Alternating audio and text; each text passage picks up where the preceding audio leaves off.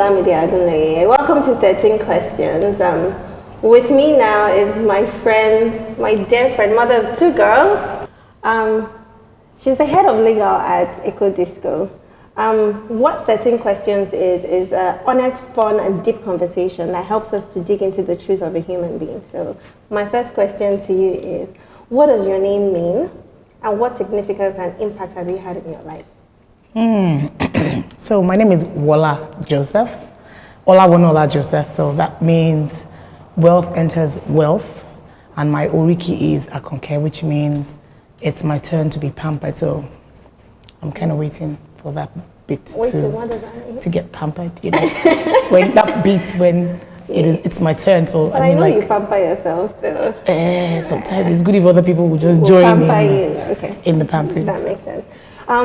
How did your upbringing affect your character, your skills, your belief system, and your faith? Well, I'm the product of a widow. So I lost my dad when I was 5, and you know, it's not difficult for me to identify with a woman doing a lot in the society with a strong woman. Yes, because my mom is a strong woman. Do you have brothers? Oh yes, we're 6. How did they deal with the struggle? Well, I think they managed it well because very young, my mom had to deal with handling men or boys and handling girls and striking that balance. So my brothers, I mean, initially it was tough, but I'm sure they've turned out okay. So I think it's been fine, really. Okay. Yeah. Would you say you're religious or spiritual? Spiritual. Or both? Definitely spiritual. What does that mean to you? I think spirituality is when you have a deep connection to God. Yeah. And I think religion is when you're more obvious about it. So when you go to church all the time, when just to please people as against having that deep connection and understanding what the Bible says and what God really wants you to do. Yeah. So I think in Nigeria we're very showy people. Yes. So everybody's about people knowing their connection with God rather than just maintaining a connection with God. And you know, for me, trying to do what the Bible actually wants us to do, which is to be loving, love people, show love, give, bless people. Not a lot of people necessarily do that, but they want to make it seem like they do that by going to church and being showing and all that. Yes. What quote, religious scripture, or saying has guided you so far in your life? If there's one that you can speak about. My God will supply all my needs according to His riches in glory. I like that one. Through Christ Jesus. I like that one actually. Yeah. When you've had a lot of needs, you kind of like that scripture. Yes. Okay, so wealth and riches is a thing of relativity in Nigeria. But in terms of a monetary value or figure, what do you have to have in order to consider yourself rich? In terms of money? Yes. What naira figure or dollar figure? Maybe like £1 million. Okay, that's like then I'll say yes, I'm rich. 450 million naira. What would you do with 450 million? That's not even a lot in my industry. I mean, half a billion is not a lot in my industry. To do what with them? For you, not for your industry, for you personally. Okay, why I kept saying my industry is because when I hear a lot of figures in my industry. So we generally, in a month, we're looking at 4 billion, 6 billion. So that's I mean, half of that I know. So I'm just used to the large numbers. That's what I mean. So when you change it to naira, it didn't seem so much anymore. Yeah, true. I just find that a lot of people have not identified what being rich means to them. It's an obscure figure. So by the time you buy a house, a car, I think it's because of the dollar naira fluctuation. So you can price that in an amount now, and next year it means nothing. So I've done that several times. Nothing. It doesn't mean a lot. I never knew I would look that far to think that would make me rich. But that's where I am today. We're counting 450 million for me to say, oh yes, I have money in the bank. And to some people, they're like, is that what she's talking about? That's chicken change. True. So I mean, it's a thing of relativity. It is really, honestly. If you could compliment yourself, what would you say? Beauty and brains. So compliment. I don't say that. I think I'm extremely smart and extremely beautiful. Okay. Because I realize that that's something that we don't naturally do. Yeah, we actually wait for someone else to do it. We hesitate to say nice things about ourselves. Yeah. And if I ask you to criticize yourself, obviously, I'm sure you have a ton of things to say. Maybe not. Not a lot. Not a lot. Maybe one or two things, but not a lot. Okay. What would you say you really know about yourself, but it's difficult for you to communicate to others? I'm not that much of an extrovert. Okay. What part of that would you want to communicate to people? People Do you think that maybe they don't easily understand? Yeah, people don't know that I always like to have my quiet moment. So I'm what you would call an ambivert. You have I sides. I have a mix of both sides. So I have times when I want to be with people, and I have times when I just want to be with myself. That makes sense. Not a lot of people would think that about me. Like somebody actually once described me as an introvert, and I was like, I'm not exactly that. She got close to me. She was like, you're an introvert. Do you think it depends on the person? I think it depends on how close I let you get to me. So if you get very close to me, then you see me in that moment when I'm just, I just like to be in my own space, and. But otherwise, if you see me when I come out, then you see me when I'm very. I think you're the life of the party. I think. A lot of people think that. A lot of people think that. I think I acquired that over the years. Yeah, but I think your ability to blend in to different scenarios, like. Yeah. And I think it's also maybe being polite because exactly. usually a lot of people. They think you're stuck up. They think you're stuck up. So to avoid that, then I go out of my way to just make everybody comfortable around me. Which is a good thing. Okay. Yeah. So what difficulty of life struggle has shaped you so far? Maybe my dad's death. Yes, that had a great. Way? So in relationships, I try to look for someone who can be like someone I can look up to. Do you think it's created maybe some level of fear and? Fear in terms of I'm scared to rely on someone else. Okay. So if my mom wasn't independent, she wouldn't have done so much for us. Sure. So it makes me scared to the extent that I'm like, look, even if I have a husband, I have to do something for myself just in case. Just in case, you never know. Just in case you never know. So just in case, bring other just in cases, because I feel like the mind is such a powerful thing, and then the thing that you're most afraid of is that which actually then happens to you. Yeah, and which kind of happened, So of course that's possible. So like I said, my mom is a strong woman. I would like to be described as a strong woman. Yeah. Of course, strong women, we have our downs as well. Do you feel like in Nigeria before? A strong woman usually only exists in the presence or absence of a man or in the presence of a weak man. I didn't get that. I'm sorry. Say that again. In Nigeria particularly, a strong woman, she only really emerges in the absence of a man. Okay. Or in the presence of a really weak man. Yes, in Africa. So I think it's an African thing. And that's because most men find a strong woman intimidating. Yes, so that's a huge problem. Yes, it's a huge problem. So you feel like when you're with them, then you need to play down on your strength a little bit to make them feel good. Yeah, that's a Nigerian thing. Yeah. So the next question, you get to choose. I picked the first one when you were not looking. So Which one? Don't worry, that's this one. Is it an easy question? Okay, I like this question. Who is the one person that inspires you a lot? How and why? I have two. Okay, so mention both. My brother, my older brother, Olawonuola, and my mom.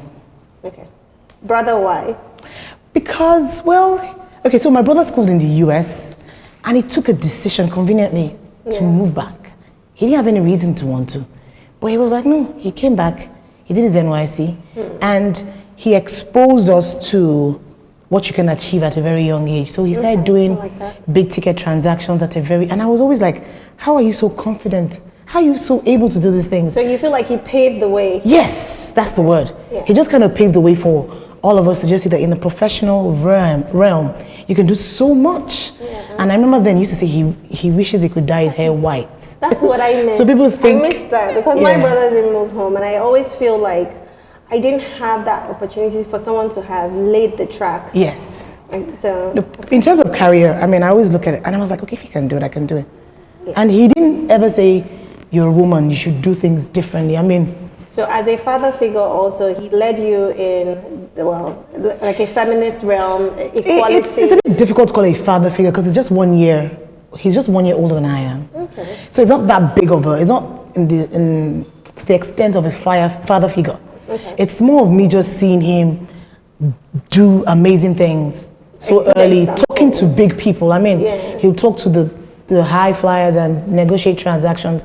And I was just inspired that how do you have such guts? How are you so comfortable? But he made me understand that he just reads up. He reads things. He understands it. He studied hard, you know. So that really inspired me, and that still inspires me. Still does a lot of it. We do a lot of work together. So okay, that's cool. Mom.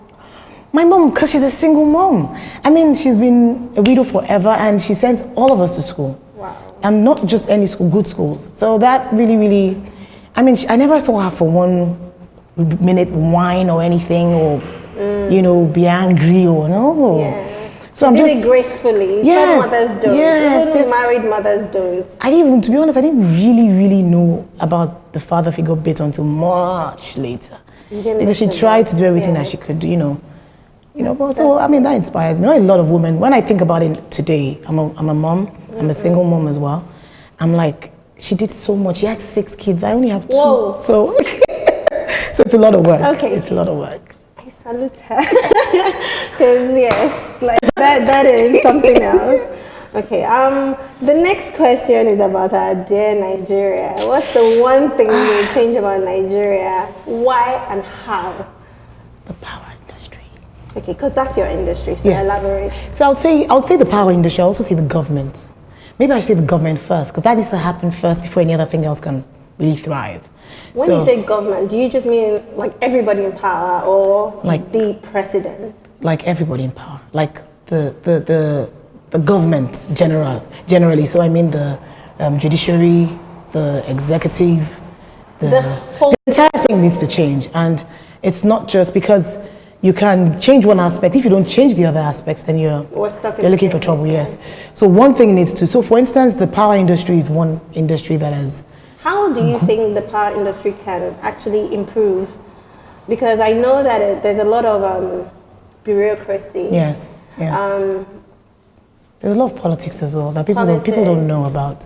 So every time we're having an election, a lot happens in the power industry that works against us. Okay. So we are usually so like you see, that's when you see people thrashing the discourse a lot or fighting us a lot because they feel that there's a lot to gain politically from it. And of course, what's the number one thing people have a problem with today? It's power.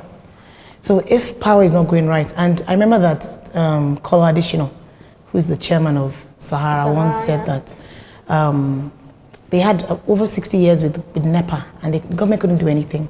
And they gave us 4 years, and they expect us to perform miracles. I know. It's ridiculous. I mean, my dad was in the power industry, and I remember that. I mean, he goes in a very book way, very academic way, and he says, you first of all give power to the people that can pay for it, which is basically provide Lagos power 24/7, and then maybe we'll be able to provide power for the whole of Nigeria. Yeah. But there's a lot of politics in there, because I know just from the things that you hear, the person selling generators doesn't want power to work properly. Exactly, the person selling diesel as well. Okay, so I'm asking the next question out of all my 13 questions, digging into the truth of a human being. Let's learn about her wisdom, her truth, and more of her personality. If you were a member of the opposite sex, what would you do differently? I would love a woman properly. That's my answer. I think I would understand how to. But do you think it's because you're already a woman? Yes, I think so. Because I can. So the answer is a little biased. It is. I mean, that's the only way it would work. But I think as a human being, I would just make the choice to be a bit more loving. But sometimes we human beings can send the wrong signals. You think it's us sending the wrong signals to them? No. So I can imagine myself saying that, okay, if a man was me, how would he, if a man was a woman, how would he love a man? To be confusing. Do you think a man ever sits to ask themselves this kind of questions? Because I think that's also missing. I don't think so. I don't think they just go with the flow, and then they need to be. I think because men need to be the man. I mean, people are watching at a certain age, and then maybe later on they really want to, love a woman. But I think initially it's like, look, people are watching society. They have to be macho about it. Don't you think we're doing the same thing? I think women are naturally made to love a man, regardless, because remember this African society. You If don't the man think is that not we're home, living out of social expectations as well? yes. So that's what I'm saying. So the society makes us the way we are already, to show it, to be expressive, to accept them regardless of what they do. And then they dish out all the shit that they dish out because the society expects them to dish the shit out anyway. I mean, there's some horrible women, but I think there's some horrible human beings. Generally, yes. Generally, yes. Okay. And if nothing was a sin, which one of the 10 commandments? If nothing was a sin. Nothing at all. Which one of the 10 commandments would you take advantage What of? are the 10 commandments? The ones I can remember. Thou shalt not kill. Thou shalt not lie. Commit adultery. Respect your parents. One. Help me, guys. We need Which it. one? I don't think. Lie, kill, covetousness. There's many. I don't think I'd want to do any of them. Which one would I Because really want? you know that there's a standard. If there's no standard, which one would it be? There's nothing. It's difficult for me to reason that way because I like the fact that there's a standard. So well, if there wasn't, if we were killing everybody, imagine there would be nobody here. Just you, you are the only one. Kill, stab her. Yeah. So it's such that I like the fact that we have that sanity. I think that because there's already a standard is why you feel that way. It is not a sin at all. So there's no standard, there's no moral compass to it. You are going to get away with it. You're going to heaven if you do it. There's nothing at all. I think so. Maybe because of the way. So I wouldn't like if someone did it to me. So but that's the covetousness part. I think I would lie more. I'll be honest. There are other things I would obviously do more, but the lying I would definitely lie more. And just because it's not a sin. I don't lie now, but I feel like there's nothing you feel like you can get away with. Maybe, or you're being shy.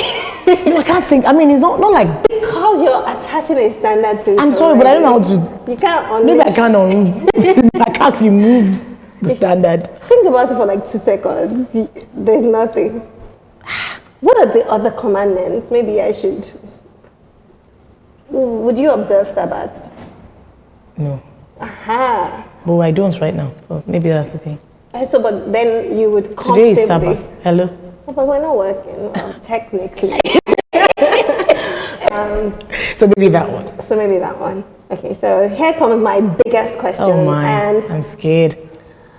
It's big, but it's simple, and it's stolen. So I stole this question from Oprah. It's one of the ones that mean the most to me. What's the one thing you know for sure?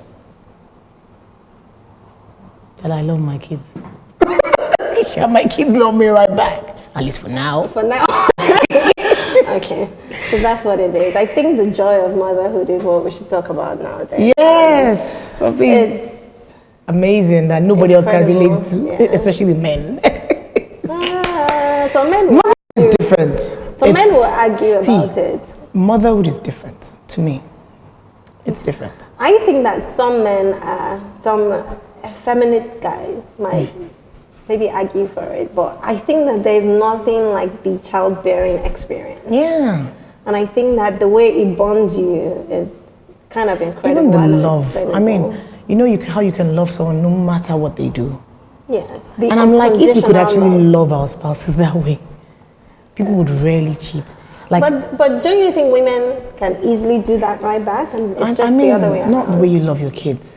Not the way you love It's different. Kids. No matter what they do. I'll be honest to say that when my first son popped out, it was when I knew I don't love this guy. That's because it's a different type of love. It's different and it's deep and it's really exactly it's unconditional. There's nothing attached. Just you're my child. Even if you're ugly, even if you're fat, I love you. You're my child. Yes, you don't see those things. You don't see, exactly. I think that's what it is. Okay, so we're coming to we've gotten to the end of this experience. Aww, how was it fun. for you? It was nice. Okay. It was easier than I thought. That's it. 13 questions. Bye. See you soon.